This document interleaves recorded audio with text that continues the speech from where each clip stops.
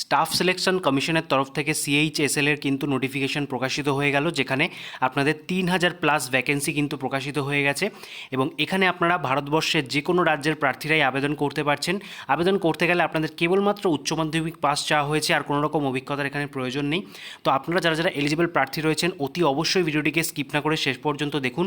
এখানে কী কী eligibility condition বলা হয়েছে, এক্সাম প্যাটার্ন কী থাকছে, এছাড়া আপনারা কিভাবে আবেদন করবেন, লাস্ট ডেট কবে, সমস্ত ডিটেলসটাই আপনাদের স্টেপ বাই স্টেপ জানাবো। অবশ্যই ভিডিওটিকে স্কিপ না করে শেষ পর্যন্ত দেখুন। এই রিলেটেড কোনো রকম যদি জিজ্ঞাসা থাকে অবশ্যই কমেন্ট বক্সে কমেন্ট করে জানাতে পারেন। চলুন এবার সরাসরি চলে যাব অফিসিয়াল বিজ্ঞপ্তিতে এবং দেখে নেব কী কী ডিটেলস বিজ্ঞপ্তিতে বলা হয়েছে। সিএইচএসএল এর সেই অফিসিয়াল নোটিফিকেশনে আমরা চলে এলাম। আপনারা দেখতে পাচ্ছেন এখানে সমস্ত ডেট উল্লেখ করা রয়েছে। তার পরবর্তীতেই বলা হয়েছে পে স্কেল, যেখানে আপনাদের দুটো পোস্টের জন্য কিন্তু ভ্যাকেন্সি বেরিয়ে এসছে। একটা হচ্ছে এলডিসি আর একটা হচ্ছে ডিইও, অর্থাৎ লোয়ার ডিভিশন ক্লার্ক এবং ডেটা এন্ট্রি অপারেটরের জন্য ভ্যাকেন্সি কিন্তু আপনার প্রকাশিত হয়েছে। প্রায় 3000+ ভ্যাকেন্সি কিন্তু এখানে বেরিয়ে এসছে। যেখানে লোয়ার ডিভিশন ক্লার্কের জন্য আপনাদের লেভেল 2 অনুযায়ী বেতন হয়ে যাবে 19,900 থেকে 63,200 টাকার মধ্যে। ডেটা এন্ট্রি অপারেটর ডিইওর জন্য লেভেল 4 অনুযায়ী আপনারা বেতন পাচ্ছেন 29,200 থেকে 92,300 টাকার মধ্যে। এছাড়া data entry operator grade A পোস্টের জন্য লেভেল 4 অনুযায়ী 25,500 থেকে 81,100 টাকার মধ্যে কিন্তু আপনাদের বেতন থাকছে। ঠিক আছে, তো এই সমস্ত পোস্টগুলির জন্য কিন্তু ভ্যাকেন্সি প্রকাশিত হয়েছে, যেখানে আপনাদের 3000+ ভ্যাকেন্সি রয়েছে যেমনটা বললাম। এবং এখানে আবেদন করার যে এলিজিবিলিটি কন্ডিশন প্রথমেই বলে রাখি, অবশ্যই আপনারা যারা যারা ইন্ডিয়ান সিটিজেন রয়েছেন আবেদন করতে পারছেন। এছাড়া নেপাল ভুটানের প্রার্থীরাও আপনারা এখানে এলিজিবল। তার পাশাপাশি এজ লিমিট কী বলা হয়েছে, এজ লিমিট বলা হয়েছে 18 থেকে 27 বছর। এটা হচ্ছে জেনারেল ক্যান্ডিডেটদের জন্য। এছাড়া যদি আপনারা এসটি এসসি পিডব্লিউবিডি ক্যান্ডিডেট হয়ে থাকেন সেক্ষেত্রে সরকারি নিয়ম অনুযায়ী কিন্তু এখানে বয়সের ছাড় পেয়ে যাবেন, তার লিস্ট আপনারা দেখতে পাচ্ছেন। এর পরবর্তীতে আমরা দেখে নেব এখানে এলিজিবিলিটি কন্ডিশন। যেমনটা জানেন এখানে কিন্তু অবশ্যই এইচএস পাস আপনাদের থাকা বাধ্যতামূলক, তাহলেই আপনারা আবেদন করতে পারছেন। তার পাশাপাশি বয়স সীমার ব্যাপারটা তো আপনাদেরকে বলেই দিলাম। এর পরবর্তীতে আপনাদের সিলেকশন প্রসিডিওরটা আপনাদেরকে বলে দিই। এখানে যে সিএইচএসএল এর তরফ থেকে যে সিবিটি টেস্টটা নেওয়া হবে, সেই টেস্টের আন্ডারে আপনাদের কী কী সিলেবাস থাকছে, কিভাবে আপনাদের সিলেকশনটা কমপ্লিট হবে, তার সমস্ত ডিটেলসটা আপনাদেরকে বলে দিচ্ছি। তো দেখতে পাচ্ছেন এখানে কিন্তু দুটো টায়ারে এক্সাম হবে, টায়ার 1 টায়ার 2। টায়ার 1-এর মধ্যে যেগুলো 4টে পার্ট রয়েছে সের মধ্যে আপনারা দেখতে পাচ্ছেন এখানে কী কী সাবজেক্ট থাকছে। ইংলিশ ল্যাঙ্গুয়েজ, যেটা basic language, general intelligence, quantitative aptitude এবং জেনারেল অ্যাওয়ারনেস। এই সমস্ত বিষয় থেকে কিন্তু আপনাদের 25 মার্কস করে প্রশ্ন থাকছে। ঠিক আছে, যেখানে কিন্তু আপনাদের 60 মিনিট আপনারা টাইম পেয়ে যাচ্ছেন। পরবর্তীতে এখানে টায়ার 1-এ যারা যারা কোয়ালিফাই করবেন টায়ার 2-তে তারা এক্সাম দিতে পারবেন। সেক্ষেত্রে আপনাদের সেকশন 1-এ মডিউল 1 ম্যাথমেটিক্যাল অ্যাবিলিটিস, মডিউল 2-তে থাকছে রিজনিং অ্যান্ড জেনারেল ইন্টেলিজেন্স। এখানে কিন্তু 30 করে 60 মার্কস থাকছে।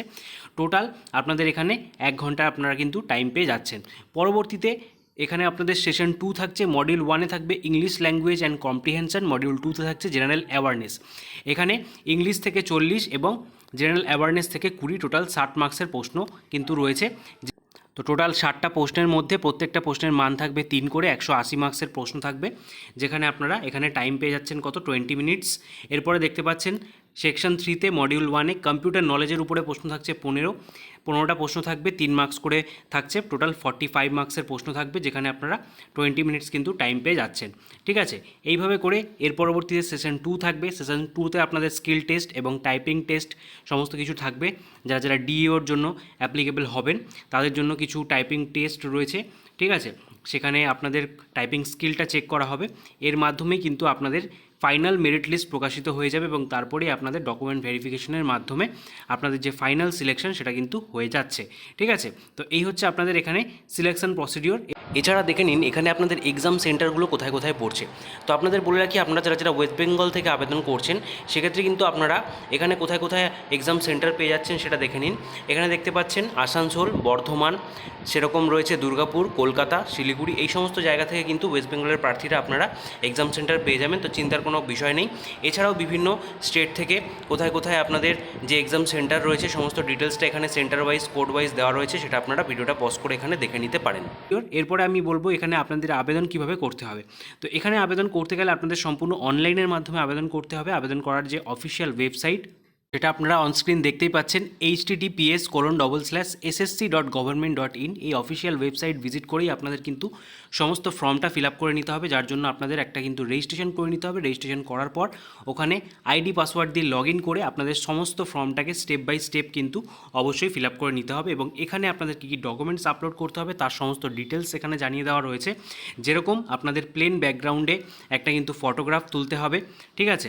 অবশ্যই এখানে সমস্ত ডিটেলসগুলো ভালো করে চেক করে নিয়েই আপনারা ফর্মটা ফিল আপ করবেন, এবং সমস্ত ফর্মটা ফিল আপ হয়ে যাওয়ার পর একটা প্রিন্ট আউট কপি আপনাদের কাছে অবশ্যই নিজেদের কাছে রেখে দেবেন, পরবর্তীতে সেটা দেখতে চাওয়া হতে পারে। যারা যারা জেনারেল ওবিসি প্রার্থী রয়েছেন তাদের ক্ষেত্রে 100 টাকা আবেদন মূল্য ধার্য করা হয়েছে, এটাও আপনারা অনলাইন ডেবিট কার্ড ক্রেডিট কার্ডের মাধ্যমেই পেমেন্টটা করে দিতে পারেন। এছাড়া যারা যারা ওম্যান, এসটি, এসসি এবং যে কোনো পিডাব্লিউবিডি ক্যাটাগরির প্রার্থী রয়েছেন তাদের জন্য কিন্তু কোনো রকম আবেদন মূল্য নেই, সমস্ত বিনামূল্যে আপনারা আবেদনটা করতে পারছেন। আবেদন করার লাস্ট ডেট বলা হয়েছে 8ই মে 2024 তারিখ পর্যন্ত। আপনারা এই সময়ের মধ্যে যারা যারা চাইছেন, যোগ্য প্রার্থী রয়েছেন, অতি অবশ্যই ফর্মটা ফিল আপ করে ফেলুন। এই রিলেটেড যদি কোনো রকম আপডেট আপনাদের প্রয়োজন হয় অবশ্যই তার জন্য চ্যানেলটাকে সাবস্ক্রাইব করে রাখুন। এর পাশাপাশি নিত্য নতুন জব আপডেট পাওয়ার জন্য আমাদের টেলিগ্রাম গ্রুপেও যুক্ত হয়ে যান। আপনাদের সাথে দেখা হচ্ছে পরবর্তী নতুন ভিডিওতে। ততক্ষণ পর্যন্ত ভালো থাকবেন, সুস্থ থাকবেন। Thank you for watching.